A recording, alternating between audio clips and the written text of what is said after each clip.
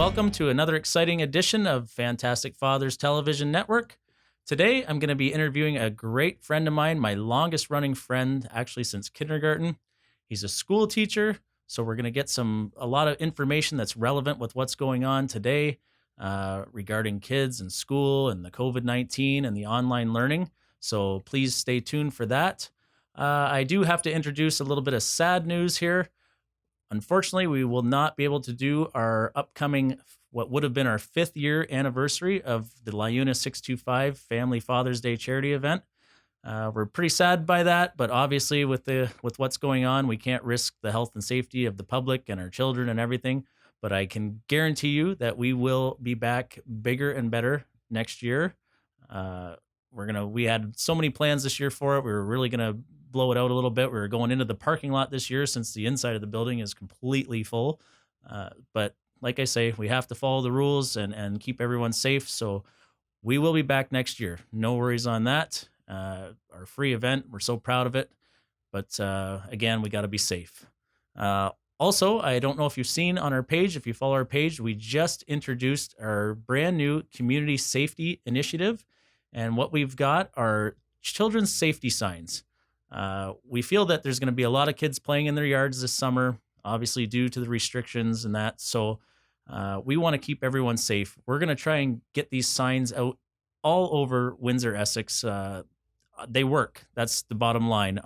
Before I even had a child, I saw these kind of slow down safety signs back in the day, and I was, like I say, I wasn't even a parent then, and I saw them, and I looked. I did the extra, head check, and I was looking for these kids. So we've stepped it up. We've made some really nice signs. I want to thank Hogan's Printing. They did an amazing job. They're durable, just like a real estate sign, but they're double-sided. You put them right out at the front of your yard, and they basically, advise the motorists to slow down. There's kids playing in the yard, potential for that. So if you are interested in having one of these in your yard, just go to our Facebook page and send us a direct message there, or send us an email at info@fantasticfathers.ca. They're $10, which is a great deal for these signs. They come with the metal stand to put in the yard and everything. So if you are interested, just come to our site and let us know, and we'll get these out to you.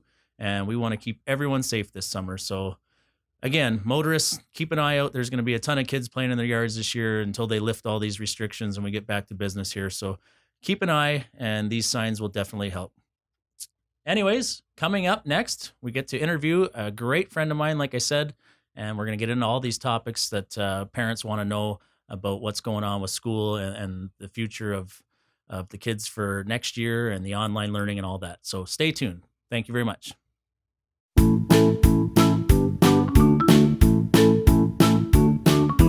Welcome, everyone.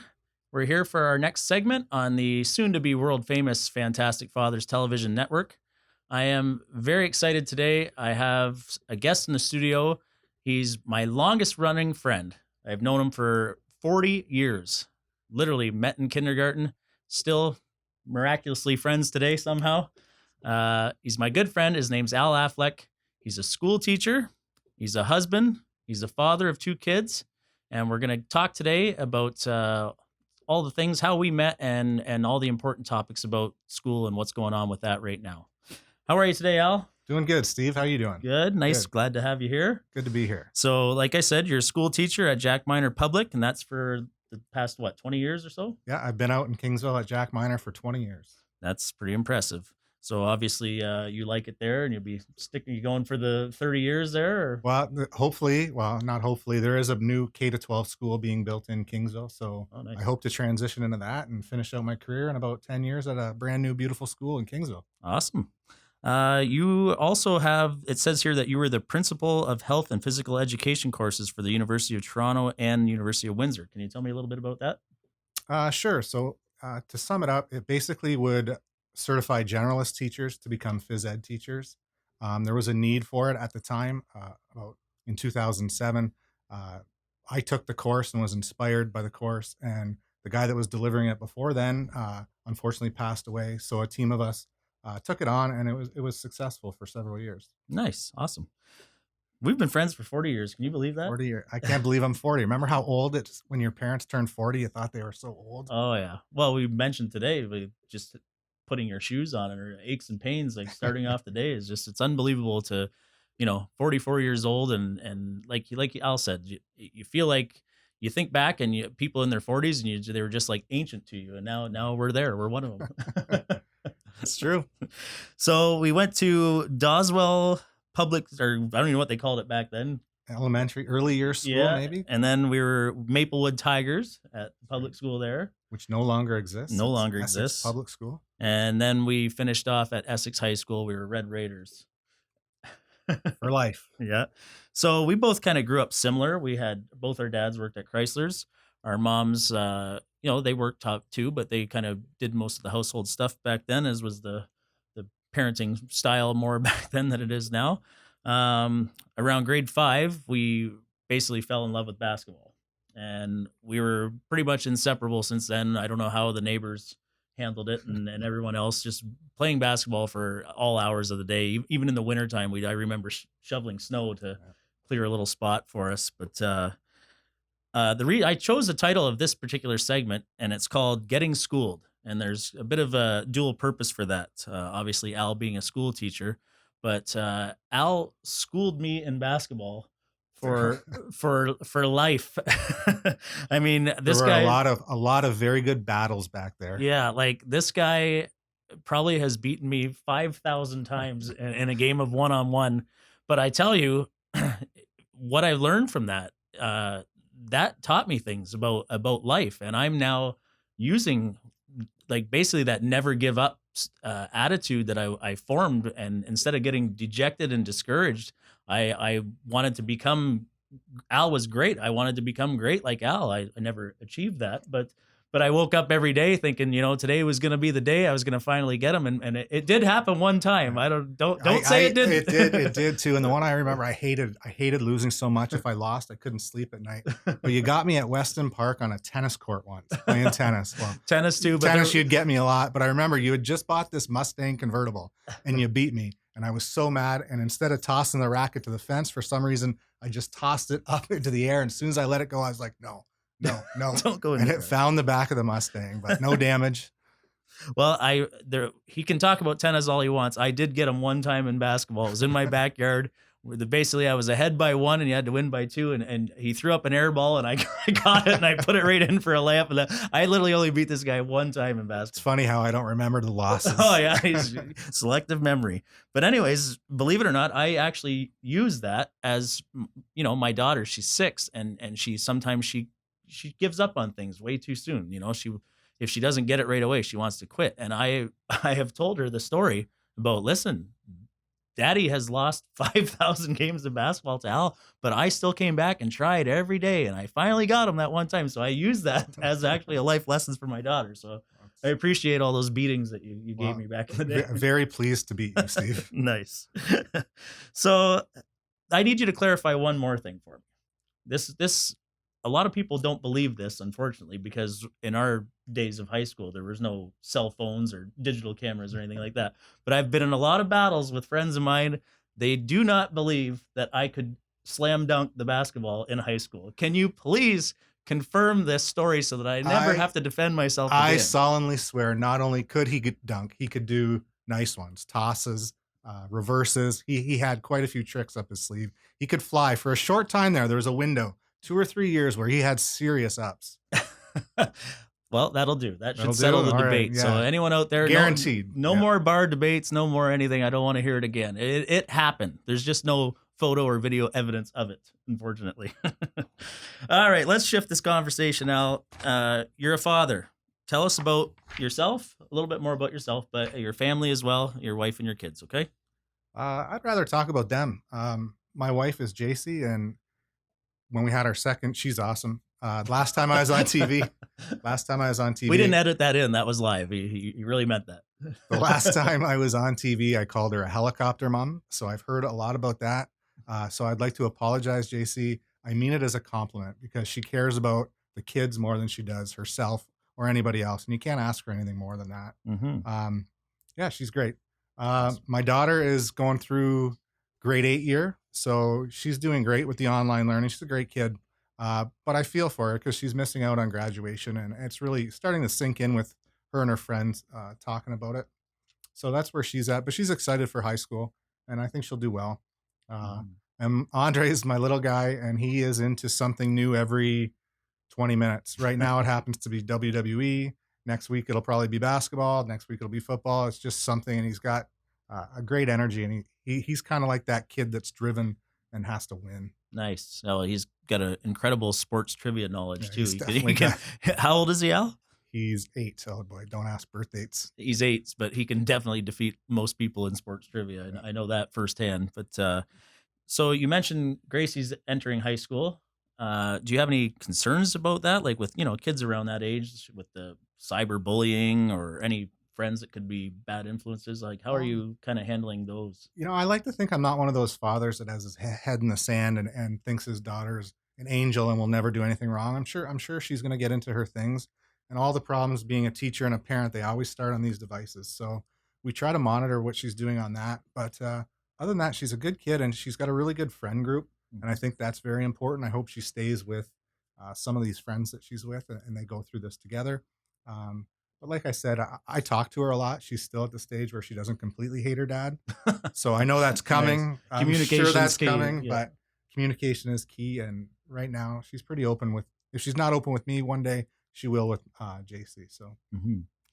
So one of the things that I found out after becoming a dad, and I actually want to apologize to you for this, is being a dad can be lonely. Uh, Pretty much the minute you announce to your friends that you're having a kid or getting married, same thing. The phone calls kind of stop, the invites kind of stop, and I realize I didn't back then, but I was probably guilty of that with you. I feel it now. For any of my friends listening, doesn't hurt to send a text or an invite once in a while. Wouldn't mind going on that boat again once in a while. But did you feel that when your kids are older than mine? But did you feel that back in the day too? And uh, what do you think yeah, about I that? think of our group, I think I was the first one to get married, and I was one of the Mhm. first ones to have kids too. And it did a little bit. Definitely, it is lonely if you don't like staying at home and watching TV. Then kids aren't for you because that becomes Mhm. part of the routine. I've Right. watched a few hundred episodes of High School Musical and Peppa Pig over the years, and uh, yeah, it becomes lonely. Yeah. Like, the other thing too that I wanted to tell you about today is you are actually one of the reasons that I kind of the idea of Fantastic Fathers stumbled across me.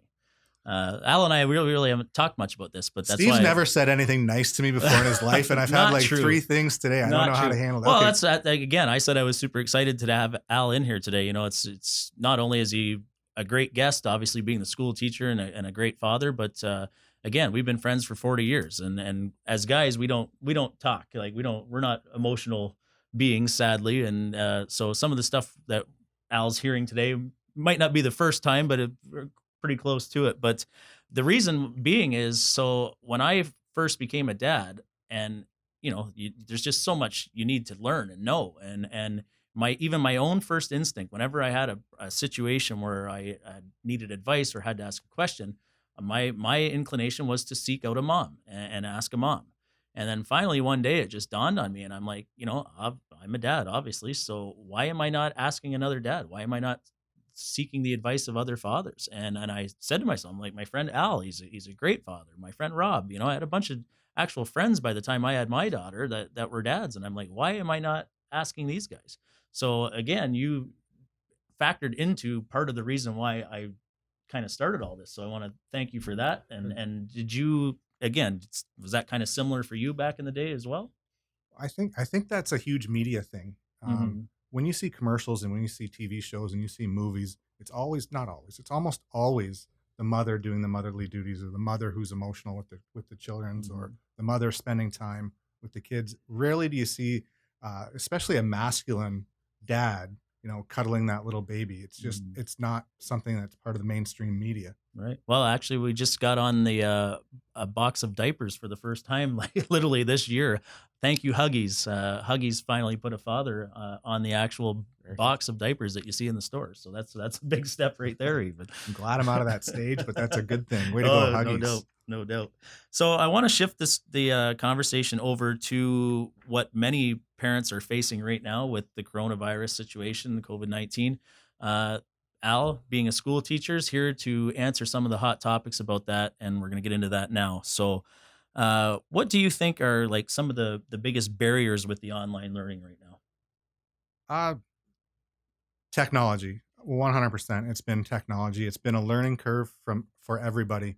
Uh, Myself, who is actually a computer specialist, uh, I've learned so much over the last 3 months in technology, and I have no idea how some parents that have a limited understanding of technology are helping out their kids. Because let's face it, when a grade one gets their assignment, they're not logging into the computer, they're not opening Microsoft Word, they're not attaching Right. documents. It's the parents that have to help do that. So parents that have trouble with basic tech stuff, I have no idea how they're doing it. Mhm. I know personally in my class, I've spent lots of time on the phone with parents, just helping them through basic stuff. Oh, that's awesome that you're able to do that and willing to do that. I actually had to buy my daughter an iPad because one of the programs that her school was running wasn't compatible with my Android. So there's definitely some barriers there. So what do the families do that don't have the technology at home? Is there a way for them to get help? Yeah, I can only speak the Greater Essex County District School Board, who I'm employed by. They actually went way out of their way. They did a great job of providing anyone who asked for technology. Hmm. They provided technology for them the first couple weeks we were out. I believe the other school boards did similar things, um, but I know a few families that reached out and were able to successfully get some laptops Hmm. or some tablets or some iPads so that they could successfully attempt their work. Nice. Uh, do you see that this online learning, even after the situation that we're in with the COVID-19, is this going to become more prominent or potentially maybe even someday just take over? Like, do you have any thoughts on that or no? I definitely don't think it will ever take over, especially with the younger kids. Mhm, I could see in the high schools more of an online format or a blended. mhm, When I taught the university courses, they were a blended format, mhm, meaning 70% was in class face to face and 30% was done online. mhm. But there is no substitute for the interaction face to face and the ability to problem solve Yeah, right away. I agree totally. I hope it never gets, like you say, especially for the younger kids, I hope it never gets phased out. Um, there's this other terminology. I don't, again, my daughter, she's young, so I haven't had to face this yet. But this was a question that was sent in. What is synchronous versus asynchronous learning? Other than both being words I have trouble saying, Yeah. Uh, I think you have to look at it as synchronous, like in sync, meaning you're together. Oh, I love those guys. Um, so synchronous would be I'm on my computer, you're on your computer at the same time. We're Okay. seeing each other, we're talking. You have a question, I can answer and help you through that. Okay. Where asynchronous would sort of be more of a, I guess, an assignment based thing where here's your assignments for the week, Mhm. send them to me on Friday Okay. type thing. So that's the difference. And different teachers have found success using both styles of Mhm. teaching. Uh, were you prepared for something like this? I mean, nobody was prepared, but is this something that how difficult was this for you? And maybe even speak about some of the other teachers, like to maybe they weren't familiar with the technology or and stuff like that as well, not just the parents. So how difficult has this been? Um, it's been hard. There's been some very stressful days. There's been days where I just stop, I walk away from the computer and just have had enough, and then I'll come back in an hour or two and try to problem solve. But most of the problems are uh, technology driven. Hmm. I'm very blessed that I have amazing. All kids are amazing, but the students in my class, I think, are the world of. They're great, and what makes them great is their parents. Their Hmm. parents have been there. I have a very high retention rate, meaning very few have just quit. Hmm. Most of them are still in and still producing work, so I'm proud of Well, that. well, I think the parents obviously have a lot to do with that, but I know that you do go the extra mile. You are that caring teacher. You're one of those. So I'll throw that compliment your way as well. I want to actually get kind of talk about the students right now. So, how are they responding to this online learning? You mentioned that the retention rate's there, but is that something that's was obviously probably frustrating in the beginning, but how is it now? It's smoothed out a little bit over the last few weeks, or how is Um, it going? I don't know. I think it's all about being positive. The Hmm. people that are positive about it stay with it and seem to produce more work and produce more things, just like in class. Hmm. The students that are positive and that want to be there and want to do it um, end up getting higher marks and doing more. And it's the same thing as online. Hmm. Are they doing the required? Like, do you find that they're doing the amount of work that you set out for the week? Like, are they keeping up or falling behind, or just do you think it's maybe it's because it's difficult, or is it just it's boring to them? Like, Well, it's completely a microcosm of the classroom. There's some kids that are going to do very little. There's some kids that are going to do uh, just enough to keep me off their back, just enough to keep their parents off their back. And then there's some that right, excel and go like blow nice. you away with Hmm. assignments. And I definitely have had some of those. Do they really do the work themselves? do you, or is there like some grade 2 student that's writing Pulitzer prize winning I stories? I did speak to a colleague from another board there that said one of his grade 8 students' mom is getting a great grade 8 education because Nice. so I'm I don't know. more There's no way to police. How do you police it? right. I'm Right? I'm a little scared of the math problems because I see the way they do math nowadays, and it's not like how we learned. And I've even sat down, and my daughter's nowhere near even ready to start those things yet. But I'm trying to prepare myself, and I'm looking at this, and I'm just like, this Yeah. is it doesn't make sense. It's It like really doesn't. Grace needed help with her volume of a triangular prism the other day, and I thought I knew what I was doing. And I Mhm. told her, oh, she got the textbook out on the PDF of the textbook to help show me. It says, Dad, it says do it like example C. I go, oh, don't worry, I know how to do it. So she took my advice, handed it in, and got it back. It was wrong. So she Nice. goes, thanks, Dad. Now my teacher thinks I'm a moron. So how have the students like have you heard actual feedback from the students, not just the parents? Like how are they enjoying this or maybe not enjoying this?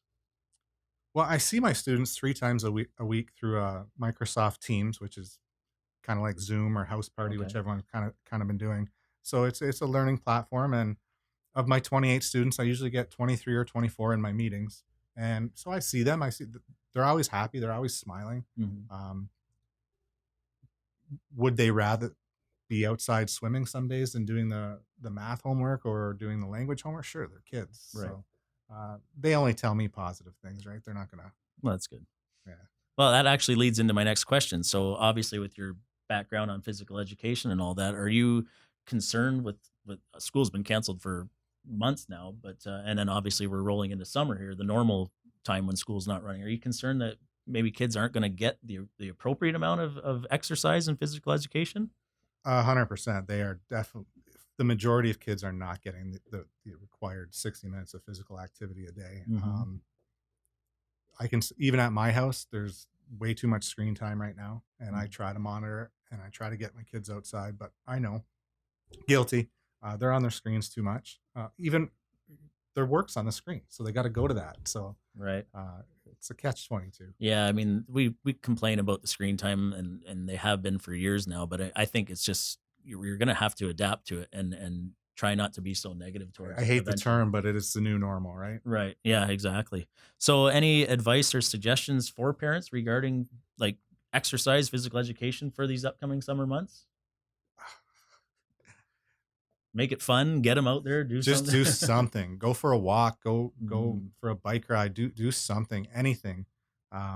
There's a million things on YouTube you can do. Yoga classes, aerobic classes. There's a great website called dareby.com that has 1,000 workouts, some superhero workouts, Steve, you'd like. Oh yeah. What was the name of that one again? www.darebee.com. Dareby. Okay. I'll have to check that out. Thank you. Uh Another thing, this is kind of a question that I have. When we were in high school and public school, it was like there's like a season for each sport. You played, I think football was first, and then basketball, and then volleyball. Hockey was probably first, but we never got into that. It's a big rivalry between the hockey and baseball and basketball teams at school. But yeah, so kids were playing everything. And what I find today is it seems like kids, and it's probably it's the parents I would think that are driving them to specialize in a one particular sport at an early age. What are your thoughts on that? Unfortunately, we're in Canada and hockey is like a religion, and kids' parents think their kid is the next Wayne Gretzky, and we know it's just not the case. If I look back at the best athletes that I ever played with and the best athletes that I've ever met or seen, they're all good at more than one thing. Good point. A colleague of mine, Richard Shaw, known around here as the top basketball player to ever come out of this area, was drafted in Major League Baseball. Yeah. Um, you look at all the great pros; they're all good at something else. Jordan, I just finished the documentary. Right. Baseball, Right. they're all good at something else, and it's because those skills are transitional.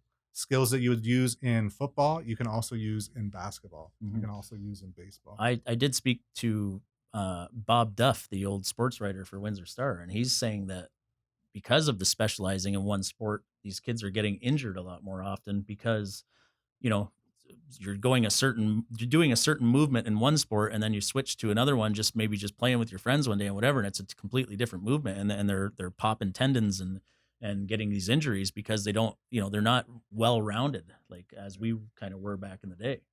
So there's some concern there. I'd like to do some more research on that and then get into that, but I don't like that these kids are specializing so young, but that's just my opinion.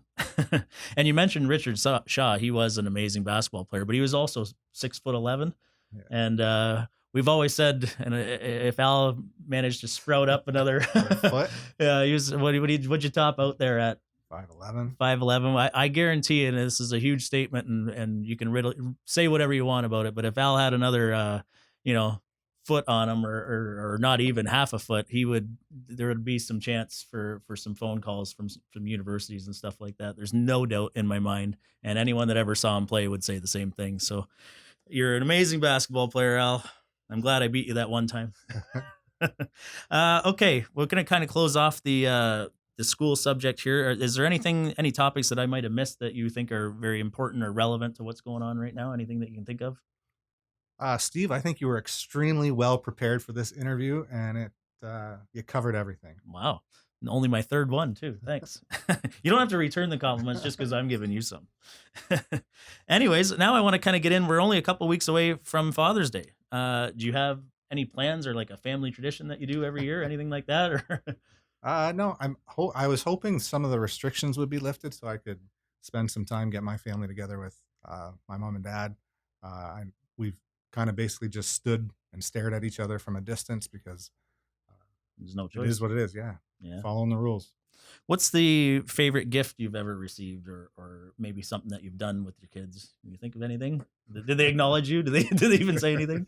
You're gonna laugh, but JC for a couple years says, "Okay, call your friends. I'm taking the kids out for the day and sit by the pool and That relax." was, yeah, and you know what? That's kind of part of the reason why I started the annual Father's Day event celebration. I was like, you know what? It is cool to relax and whatever, but this is the reason you're a dad. The reason Father's Day exists for you is because you're a dad. Let's get out and do something with the kids. That's why we don't actually do it on Father's Day. We do it the day before Father's Day. So if relaxing on the couch and having a beer by the pool is your thing, that's cool. But at least we have that opportunity the day before to get out with your kids and celebrate family and fatherhood, and the reason you're a dad is because you're kids. So getting the dads off the couch a little bit for that. That is a great event. I haven't missed one yet, and Yeah, for sure. I want to thank you again for Al's volunteered and helped out at each one. So you also help out with the Neighborhood Charitable Alliance and High Rise Basketball. So you do a lot of charity work yourself. Is there anything you want to mention about those two uh, particular? well, Reed Innes is co-founder of High Rise Basketball, and he started the Hooping Around the Clock um, 24-hour basketball event, and that takes place both at St. Clair College and Migration Hall in Kingsville. And he's really grown that into a nice fundraiser. And I don't, I'm not part of Neighborhood Charitable Alliance, but that promotion gives money to different charities, and that just Mhm. happens to be one of the charities they give to. Nice. Well, they're both awesome, amazing outfits. I know about them as well. Uh, I'd like you to maybe give your dad a little shout out. How is Mac doing? How's Cheryl as well? How are they doing? Mom and dad are good. Yeah. They're getting older, but they're enjoying life. They do lots of puzzles. Their brains are sharp. Nice. Oh So yeah, there's no doubt about that. So give your dad a little happy Father's Day while we got you here. happy Father's Day, Dad. You're the best. Nice. Now what I want you to do, and you can take a moment, put a little thought into this. Say 10 years from now, both your kids stumble across this video on YouTube or something. What do you want to say to each one of your kids right now? Just something that you'd like for them to know. I'm so proud of the way they are. Just uh, they make me smile every day. They're great kids. They're they fight with us. They're normal, perfect kids. Like they fight with each other. They fight with us, and in 5 minutes it's over, and we love each other. Um, I love the time just sitting with them, watching a pointless movie that I'm not even paying attention to, Mhm. and just having them sit there. Well, all right, Al. I really appreciate you being on the show today. You're a great friend. I'm so happy that we're still as close as we are after 40 years. Um, I do have the goal to dunk the basketball one more time. You think I could do it or no? No, No, I I don't don't think. have to think about that. No, but it did happen. It did happen. That's all that matters. Anyways, cheers to you. Thanks you so much. I hope you enjoy your Father's Day coming up. And if anyone has any questions about the schooling or online learning or anything like that, just post them under the link for this video when we put it on our page. And I'll be sure to get back with Al and get you some answers on that. So thanks again, Al. I really appreciate you being here. Thanks, Steve. Keep up all the good work you're doing with the Fantastic Fathers. Thank you very much. I learned from you.